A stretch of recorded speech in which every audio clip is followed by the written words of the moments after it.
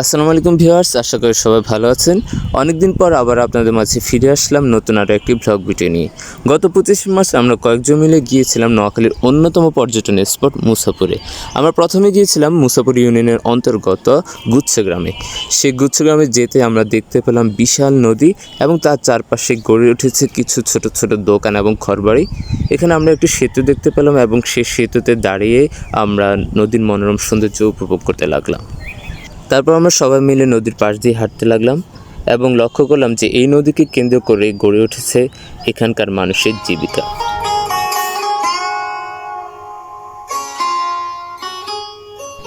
নদী যেমন আপন স্রোতে বয়ে চলে, তেমনি প্রকৃতি আমাদের আপন নিয়মে শেখায় কিভাবে জীবনকে উপভোগ করতে হয়।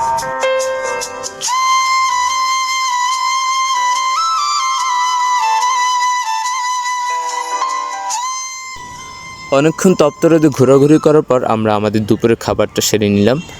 খাবারের দাম কিছুটা বেশি হলো, রান্নার মান ভালোই ছিল। তবে যে জিনিসটা সবচেয়ে বেশি ভালো লেগেছিল তা হচ্ছে এই ছোট ছোট ঝুপড়ি ঘরগুলো এবং এর পাশের যে প্রাকৃতিক দৃশ্য সেটা অত্যন্ত চমৎকার। কিছুক্ষণের জন্য মনে হচ্ছিল যেন আমি সেন্ট মার্টিনে আছি। তীব্র গরমে হাঁপিয়ে যাওয়ায় আমার সবাই তরমুজ কিনে খাচ্ছিলাম। তবে মজার ব্যাপার হচ্ছে এই তরমুজগুলো একেবারে সদ্য তরমুজ ক্ষেত থেকে তুলে আনা পিওর তরমুজ।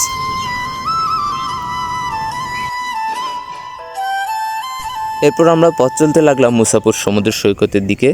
যেতে যেতে দেখলাম বিস্তীর্ণ অঞ্চল জুড়ে পথের পাশে শুধুই তরমুজের ক্ষেত, আর সেখানে কিছু গবাদি পশুর বিচরণও দেখতে পেয়েছি।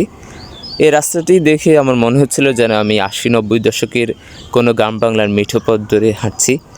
পুরো রাস্তাটাই একেবারে বালুকাময় মাটির রাস্তা, আর তার আশপাশের জায়গাগুলো অত্যন্ত চমৎকার।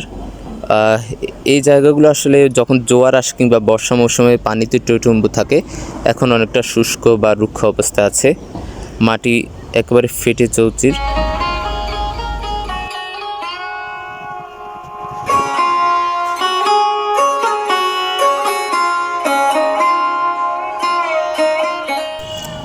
দীর্ঘ দুর্গম পথ পাড়ি দেওয়ার পর অবশেষে আমরা এমন একটা জায়গায় পৌঁছলাম যে জায়গাটার সৌন্দর্য আসলে ভাষায় প্রকাশ করার মতো নয়।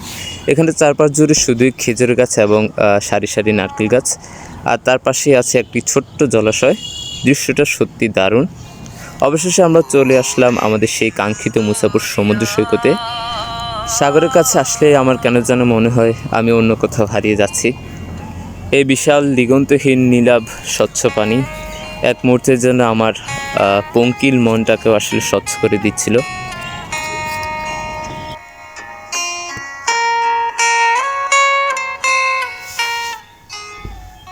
সাগর তীরে বাতাস খেতে খেতে আমরা দূর থেকে একটা জায়গা দেখতে পেলাম এবং আমরা এদিকেই ছুটে আসলাম।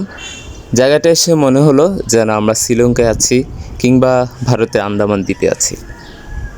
প্রকৃতির নৈসর্গিক সৌন্দর্যের এক অপরূপ লীলাভূমি। জায়গাটা আপনারা দেখলেই বুঝতে পারবেন কতটা সুন্দর জায়গাটা।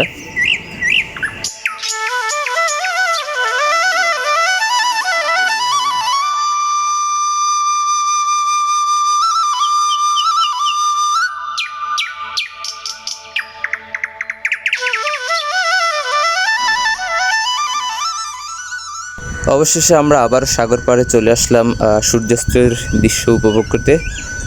যেখানে আকাশ আর সাগর মিলিত হয় সেখানেই আসলে মিলে মুক্তির ছোঁয়া।